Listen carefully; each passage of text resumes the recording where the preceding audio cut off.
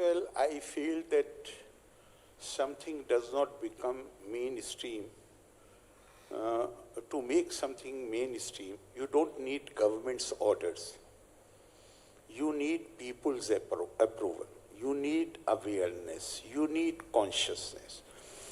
I look at it from this angle that for somebody like dear friend Vikram Sampath ji and his friend Saniyal ji, we have this wonderful book, and I must confess that even I was not aware of all the characters who have been mentioned in the book.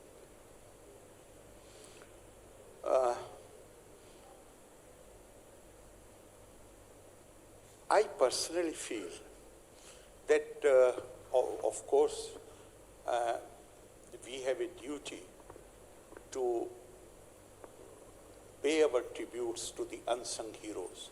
But this book is much more than that. This is a book from which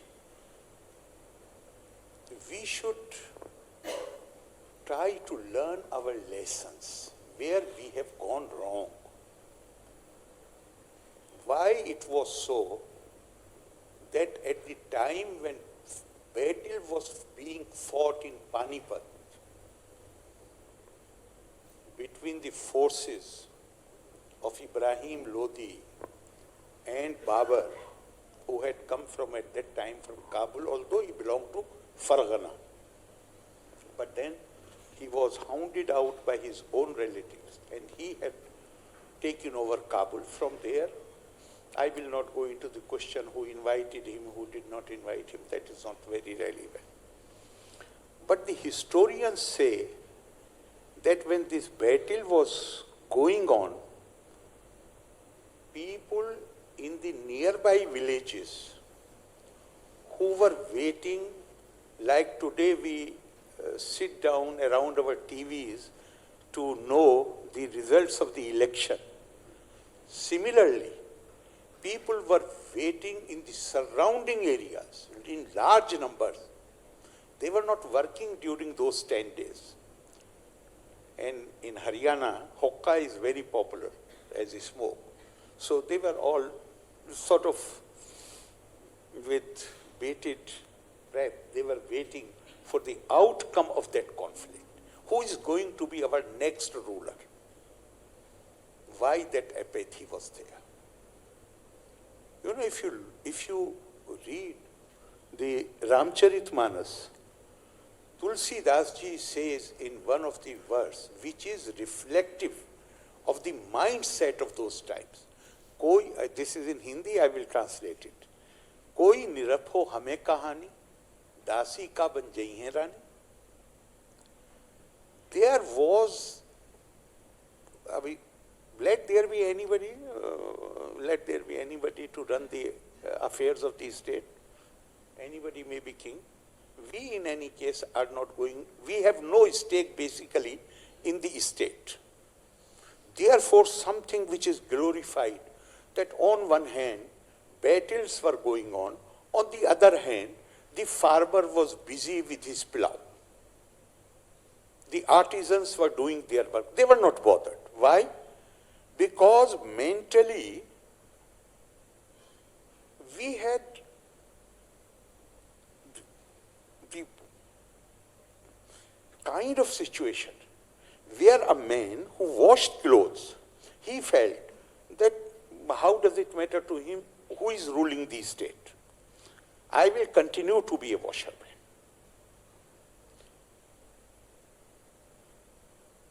And this, India, much before that, even before the European Renaissance actually took off, India was considered as hub of knowledge and wisdom.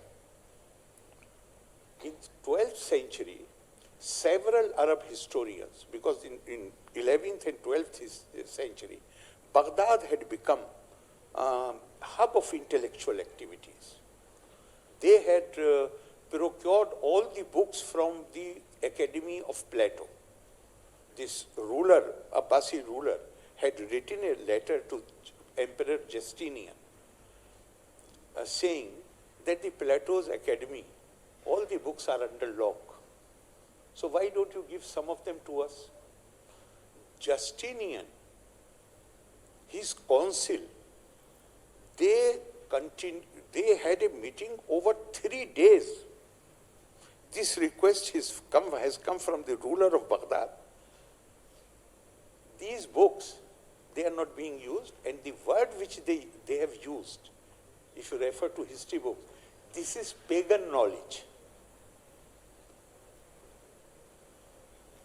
Maybe you understand, in Arabic books, the term which has been used is kafirana ulum. This is the Greek knowledge was described as pagan knowledge because it was it was before Christ. And they finally decided that they have asked for few books, whatever we can spare. Why these Arabs are on the rise? Give them all these books and it will result in their fall. And the history books tell us that a caravan of few miles long of the camels, they carried they decided to give all the books. And today, the Greek knowledge, if it is there, it is because of that incident. Otherwise, those books were not being used. They would have taken some more time to have decayed. The point basically I am making is that time the Arab historians who have written the world history, and each one of them has 9, 10, 11 volumes, right from Tabri to Ibn Khaldun, and many others, Haeckel, and Ibn Rushd, Ibn Kasir, Ibn Asir, so many historians, all of them. They had taken with great enthusiasm to history writing in the 11th and 12th century. Each one of them acknowledges, they say that the world has 5 great civilizations. Arabs were new. They were not civilized people. Their civilization started only after the process of civilization. So they recognize that. And they say that there are 5 great civilizations in the world. The Iranian civilization was known for its majesty, splendor. Chinese for their craftsmanship and obedience to the rulers. The Turks for their bravery. The Romans for their chivalry and for their beauty. And India is the only civilization which is known for promotion of knowledge and wisdom. Each one of them has written. Each one of them has written. Then if we were as acknowledged by them, and rightly so, we were a civilization which was basically rooted in promotion of knowledge and wisdom. This is one civilization which is unlike other, and I'm not trying to run down anybody. I'm not comparing. Everybody, whether a civilization, people or individual, everybody has her own genius. So I'm not criticizing anybody. But I feel greatly elated when I study Indian culture and civilization, that this civilization, the parameter which defined this civilization is all-inclusive. Other civilizations were defined either by the color of the skin, or by the faith tradition of a person, or by the language which that society spoke. On that basis, the civilization was built. Indian civilization is one civilization which was defined by Atma, all-inclusive Atma. Did not leave out anybody, not even animals and plants. Not just human beings, but even animals and plants. You have to have feelings for them. You can't hurt them. So this is a great feature of it. But as you were saying, how many of us have heard about this? Some of the names in this book. Likewise, how many of us are aware that Shankaracharya built not only 4 mutts, Everybody knows that Shankaracharya built 4 mutts. But hardly anybody talks about the Mahavakyas, which were given by Shankaracharya to these 4 mutts. Unity or civilization or culture. And actually, if you look at the whole world, the monuments of power, they have an expiry date. Howsoever majestic palace, temples, churches, mosques you build, they have an expiry date. After a certain period of time, they will turn into ruins. But the monuments of ideas, monuments of mind,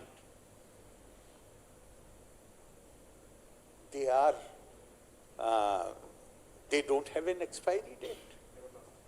Everlasting. The mutts which were built by Shankaracharya, they were not very majestic.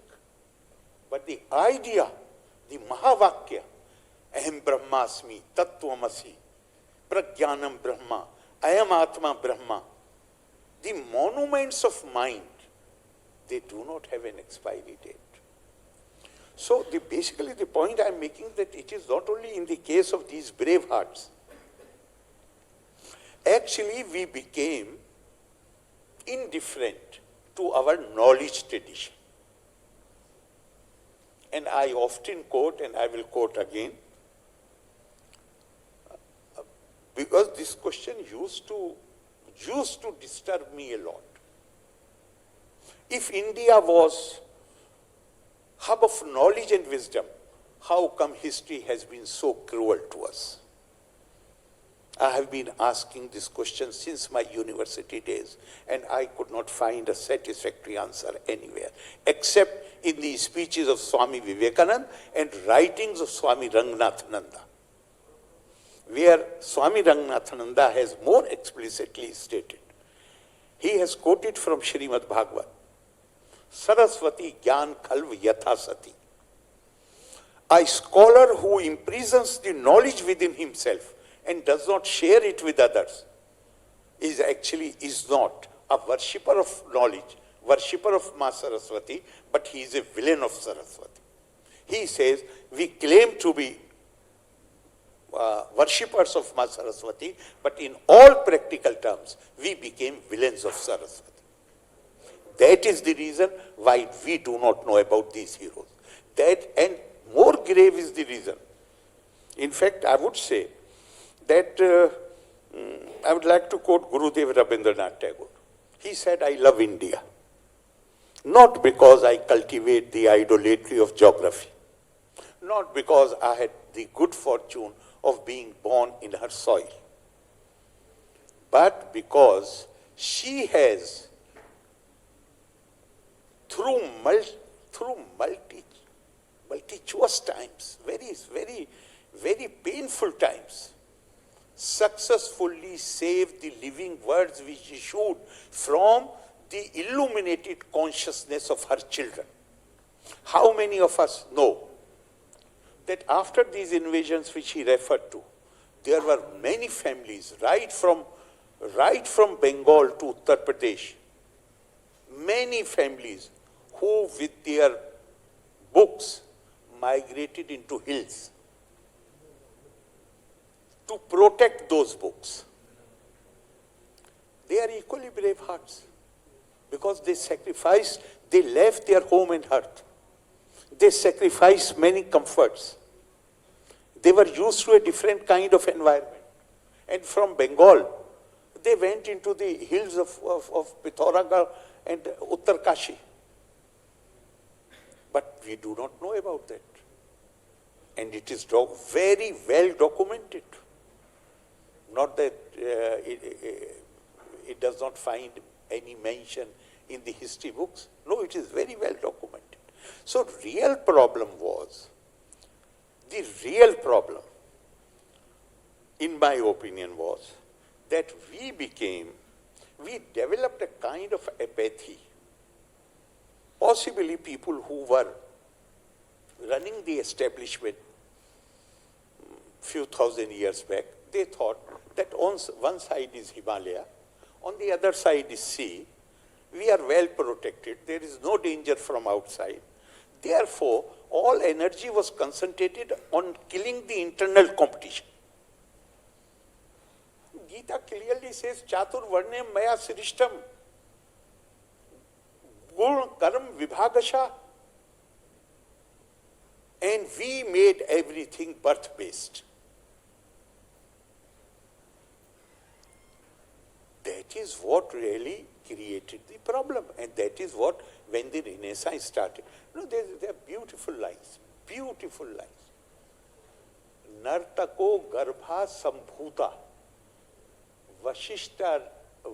Vashishto Nama Maharishi Tapasa Brahmano Jata Tasmad Jatir Nakarana. Same words have been used for Shaktir Muni, for Vidwan Ved Vyasa, for Parashar. Parashar mother was Chandal. Shaktir Muni, Mahamuni, mother was Chandal. Parashar, mother was, the word which has been used is Shoa Pako, dog eater. Matsya Gandha, Tum Taniya, Vidwan Ved Vyasa, Ved Vyasa. Or then again the same line is repeated. Tapasa Brahmano Jata, not Jati, Jata. Brahmin is born out of tapas. Tasmad Jatirna Karana. That is not decided by the to which family that person was born. If he is into tapas, tapaswadhyaya niritam, ever devoted to the pursuit of knowledge, and then there is another very strong story, very powerful story in the Upanishad. What is tapas? Tapas is not merely austerity. Tapas is not merely self-discipline. Tapas is first go for the acquisition of knowledge. The several explanations were given, but which found acceptance was that tapas is acquisition of knowledge plus sharing this knowledge with everybody else. Unless you do the later part, the first thing, acquisition of knowledge in itself, is not enough. We became, I do not know if Swami Vivekananda has said it or Swami Ranganathan, I don't remember exactly, said when we became, we ceased to be loyal to our own heritage, we had to suffer this fate. So I personally feel that what is really needed to make everything which you have referred to mainstream is that fortunately we are in a state where there is 100% literacy, but literacy alone is not sufficient. We need to create more awareness, more consciousness about our rich cultural heritage. And I am so convinced in my mind that if we make our people aware of our cultural values, ancient India's cultural values, they are not static values. Keep it in mind, please. They may be thousands of years old, but they are not static. In India, this culture, this civilization has the concept of not only Sanatan Dharma, it has the concept of Desh Dharma, it has the concept of Kal Dharma. A mechanism has been provided. Any system which has the capability to respond creatively to the new, fresh challenges, whether they come by some outer events or because of new ideas, it is progressive and healthy. When it fails to do that, then it is on decline. A time came in our history when, which is described as period of decline, when we developed that apathy towards our own values. And this book is also relevant in another context, that this long rule by the outsiders created some inferiority complex also in those areas. And we thought that possibly our own heritage is not, really does not meet the requirements of the time. It was not because our culture is not capable. It was because we had developed an apathy. So, the real battle is there. To me, of course, they are brave hearts, but equally brave hearts are those who, under those very adverse circumstances, maybe in that period of time, we were not very loyal and faithful to our own traditions, but at least they did not let that wealth be destroyed that is available to us today. And we must be grateful to them also, because that can help us to accelerate this process of rebuilding or reclaiming the position which India had enjoyed earlier. Thank you very much. To glorify violence in a country which swears by non-violence. This charge can be made against him.